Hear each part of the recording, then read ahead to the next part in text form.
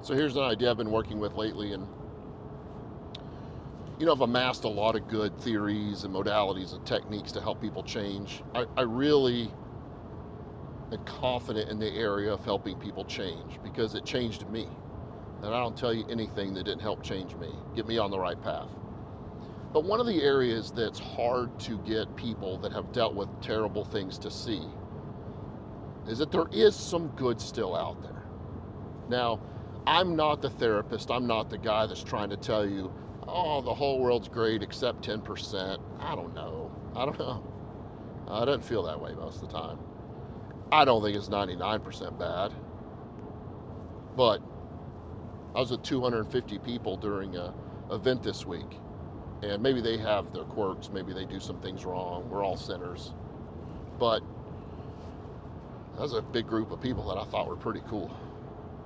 And the staff of Refuge and Grindstone Ministries and Caleb House blew it out of the water, just for the record.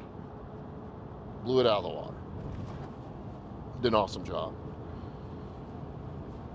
But getting back to this idea of good in the world, I don't think the point of therapy or the point of getting better is to just be fake happy. I think happiness in all can be a really difficult or dangerous goal. You can't have it all the time. Bad things happen, folks. So I'm not trying to get you to everything's awesome, rainbows and unicorns, it's happy all the time. If you figure that out, gosh, let me know. We'll write a book together and be rich. I can't cause you amnesia. I would be rich if I could cause you amnesia. Forget the bad things. And I don't think realizing that there is some good in the world is necessarily or even close to the whole picture you need to change your filter. And any of you that know me know as I teach as a professor to a graduate program, and I teach research stats because I'm a nerd and I like that. And I was scared of it until I had a really good professor that taught me how to do it. And now I like it. So I like teaching it, helping people understand it. We're not going to go into long diatribe about how this works or get you on a graduate level of stats, but think of a bell curve. The middle of that bell curve is the majority of the people. It depends on the percentage, how many standard deviations there are from them. But think of that bell curve, the big U shape. Most things are in the middle. Most people, most change, most whatever. And then there's these outliers, these little tails. One-tailed system, two-tailed system. These little tails, and that's where your outliers are, right? In one way of looking at it. It's also the level of change that we're wanting to meet if we're actually trying to introduce something like a modality. But I realize that most people are in the middle, around the means, the average. And the people that do really good in the world are in that tail. There are good people. There are people that do good things. I'm not going to edit out where I said good people because that's really not a tenet of rational therapy. And I don't believe that. But that's previous videos. There's no good and bad people. There's people that do good and bad things. Back to my point is that the people that do really good are out there on those liars. The people that save the world, that make change, whether it be in scripture or whether it be in history, whether it be the people the people we look up to, right? Even if not personally, just what they did in history, what they did to save things. That must mean the opposite is true. That the people that do really horrible things is also out on those tails, a small percentage. Now that doesn't make what they did any better. But if there's one, there has to be the other. Here's another way to look at it I've been thinking about. It's much easier to believe in pure evil than it is good. And most of us can get that idea of pure evil. If I say things like the Holocaust, if I say things like pedophiles, it's pretty evil. It's extremely evil. Is the majority of people? No. Does it matter to their victims that they're not the majority? No. That's not what we're talking about here. We're talking about your perception of the world. We're talking about your perception when dealing with pure evil. There is a massive difference between dealing with tragedy and dealing with evil.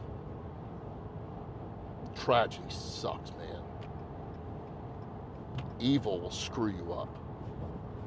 Some of you have seen that on an individual basis. Being victims of things, seeing things, witnessing things. Some of you have seen it on a very regular basis.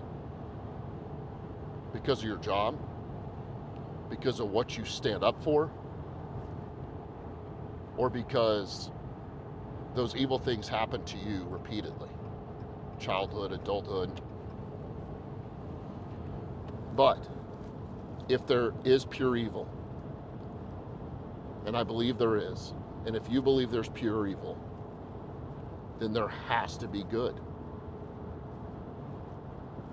Statistically, mathematically, algorithmic, nature, however you want to look at it.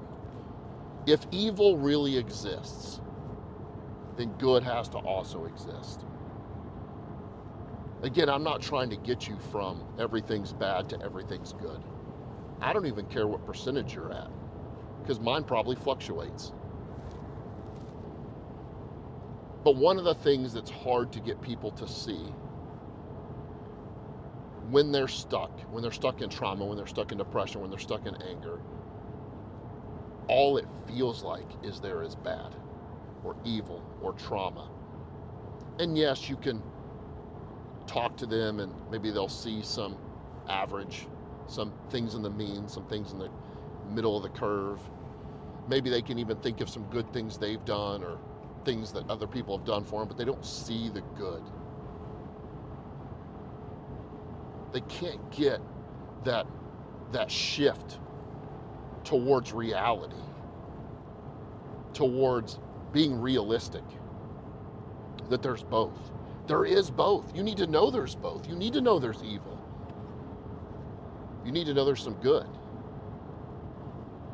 And if one exists, if one tail exists, the other tail has to exist. If evil exists, and it does, I promise you, then good has to exist. We're not going to put all our laurels and all our hopes on just finding good.